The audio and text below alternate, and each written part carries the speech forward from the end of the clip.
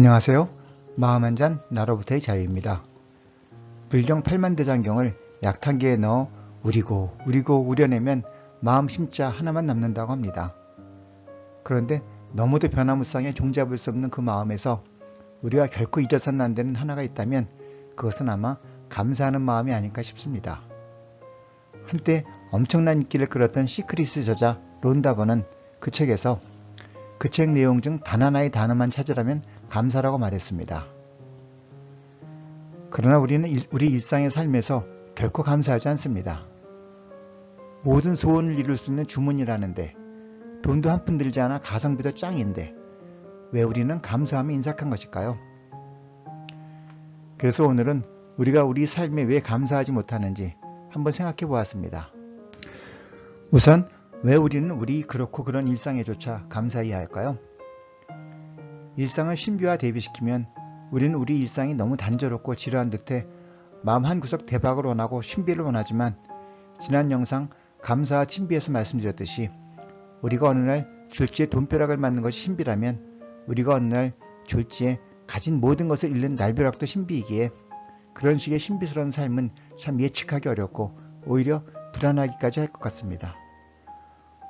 우리는 예상치 못한 보너스에 삶을 걸지 않고 매달 차곡차곡 들어오는 월급에 삶을 계획하지요. 그렇게 내 앞에 여여히 펼쳐지는 일상에 그저 감사할 수만 있다면 우리 삶 전체가 밝음과 기쁨 그리고 기대와 충만으로 가득 찰 것입니다. 우리 일상은 이렇기에 그 자체 감사인 것이지요. 만약 여러분이 몇 년 동안 고배를 마시던 어려운 시험에 드디어 합격하는 상상을 해보세요. 여러분 아마도 너무도 감사할 것입니다. 적어도 그 순간만은 내가 합격할 만큼 충분히 실력이 되어서라기보다는 주위 사람들이 돕고 천지신명이 도와 합격했다며 감사하고 또 감사할 것입니다. 내가 그에 미치지 못하는데 미치지 못하는 그 부족한 부분을 알 수 없는 어떤 힘이나 존재가 채워주어 합격한 양 자신을 낮추며 겸손하게 감사합니다. 이런 류의 감사라면 당연히 얼마든지 할 마음이 있습니다.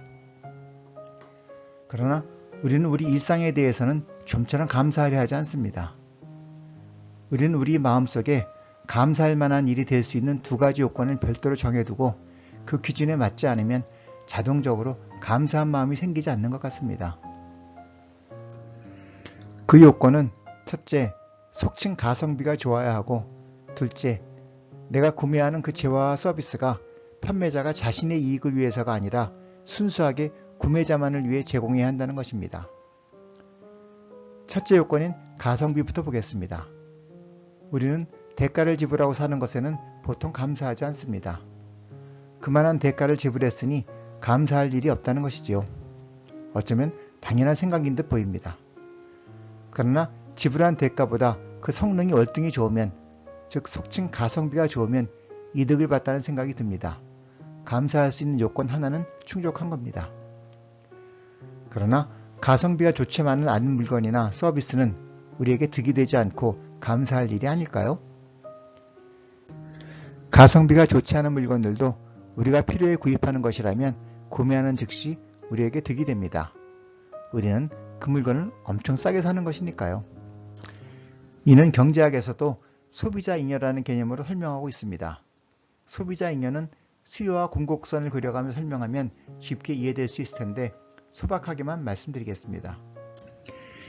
잉여는 남는다는 말이지요. 따라서 재화든 서비스든 그것을 구입하는 소비자는 이익이 남는다는 겁니다. 소비자 잉여는 소비자가 어떤 상품이나 서비스를 구매하기 위해 최대로 지불할 용의가 있는 금액에서 실제 지불한 금액을 뺀 차액을 말합니다. 좀 더 풀어 말씀드리면, 만일 내가 책상 하나가 필요하다고 해보세요. 만일 내가 책상 하나를 만들려면 만들 줄도 모르지만 만들 줄은 안다고 해도 나름 책상을 설계도 해야지, 나무, 톱, 자 등 필요한 자재와 도구도 사야지, 시간도 들여야지, 만든다고 마음에 들 것 같지도 않지 여간 어려운 일이 아닙니다. 그래서 책상이 필요한 사람 입장에서는 그 노력과 시간을 들이느니 그 정도 품질의 책상이라면 30만 원이라도 주고 사겠다고 생각합니다. 그래서 나가 책상 가게를 가보니 그런 책상을 15만 원이면 살 수가 있는 겁니다. 그래서 횡재다 싶어 15만 원에 사가지고 옵니다. 결국 그 사람은 30만 원이라도 주고 책상을 사려고 했는데 15만 원에 사왔으니 15만 원이 남는 겁니다. 이 15만 원이 소비자 잉여인 것입니다. 시장에서 판매되는 모든 재화와 서비스에는 이 소비자 잉여가 있습니다. 즉 우리는 비록 돈을 내고 사지만 우리는 실제 우리가 기꺼이 내려 했을 돈보다 훨씬 적은 돈만을 지불할 뿐입니다. 돈을 주고 사지만 사는 순간 횡재하는 겁니다. 물론 쓸데없는 물건을 사면 사는 순간 손해겠지만요. 우리가 라면 한 봉지를 사면서도 이발소에서 머리 하나 자르면서도 감사해야 하는 이유입니다. 이제 좀 고마운 마음, 감사한 마음이 드시나요? 둘째 요건, 즉 판매자가 자기가 아니라 순수하게 구매자를 위해서만 재화와 서비스를 제공해야 한다는 생각에 대해 보겠습니다. 이 요건은 결코 충족되지 않습니다.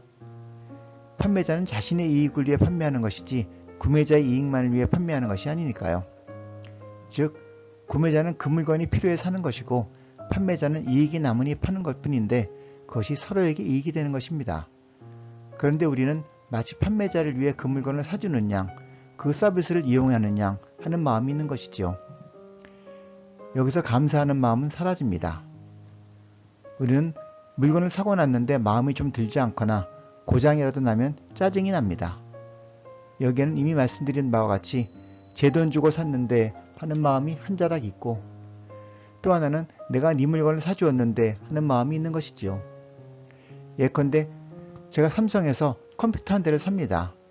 말씀드린 대로 내가 필요해서 산 물건이면 소비자 잉여로 일단 이익을 본 것입니다. 그런데도 우리는 물건에 무슨 사소한 문제라도 있으면 서비스 센터에 전화해서 따지기부터 합니다.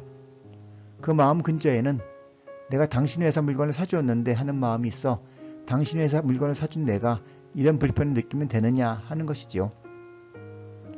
그렇지만 우리는 우리가 필요해서 이것저것 따져 비교해보고 그 회사 물건을 산 것이지 그 회사 잘 되라고 그저 사준 것이 아닙니다. 그런데 우리 마음에는 마치 너희 회사를 위해 나를 희생하며 그저 사준 양 하는 구석이 있습니다.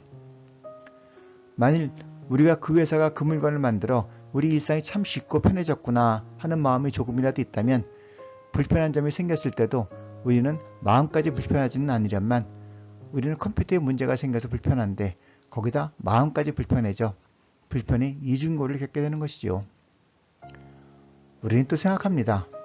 그 회사는 자기 돈 벌려고 그 물건을 만들었지 우리 좋으라고 만들었나 하는 생각이죠. 그렇다면 거꾸로 그 회사가 그런 소리 듣기 싫어 물건을 아예 만들지 않는다면 우리는 얼마나 불편할까요? 컴퓨터 없이 일 보는 것이 상상이 가시나요?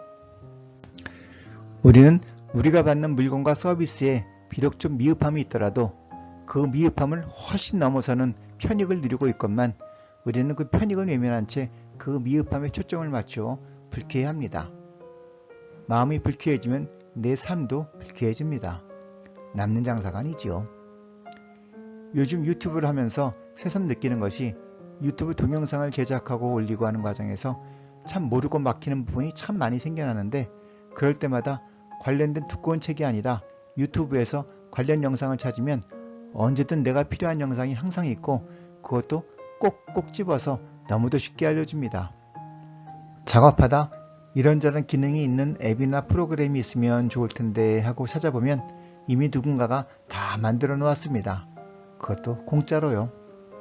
참으로 고맙고 감사하기 그지없습니다. 여기다 대고 그 사람들도 구독자 늘리고 돈 벌려고 그런 유튜브 제작하고 앱과 프로그램 개발하는 건데 뭐 하면 세상 참 삭막해지죠. 그만큼 내 마음도 삭막해집니다. 역시 남는 장사가 아니지요. 대신 내가 원하는 내용의 유튜브 힘들어 만들어주셔서 너무 고맙습니다. 내가 필요한 기능 만들어주셔서 너무너무 감사합니다. 하는 마음을 가지고 댓글이라도 써준다면 그 밝은 기운은 상대에게도 나에게도 밝게 비칠 것이고 그 빛은 인드라망을 타고 세상으로 나아갈 것입니다. 우리가 마음을 돌리지 않는다면 이 둘째 요건은 결코 충족될 수 없습니다. 우리가 마음을 편협하게 갖는다면 만일 누가 아프리카로 의료봉사를 간다고 해도 그건 자기가 자신의 마음의 충만을 위해 하는 거야 할 것입니다. 충족될 수 없는 둘째 요건을 고집한다면 세상은 각박해지고 주어야 받고 받아야 주는 세상으로 그치고 말 것입니다. 흔히 말하듯이 쌀 한 톨이 내 입에 들어오기까지 대자연은 물론 얼마나 많은 예술고가 함께하고 있었는지를 진정 기억할 수만 있다면 쌀 한 톨은 우주를 머금고 우리에게 다가와 우주의 기운을 고스란히 우리에게 선사할 것입니다. 오늘 이야기는 여기까지입니다. 들어주셔서 감사합니다. 마음 한 잔 나로부터의 자유였습니다.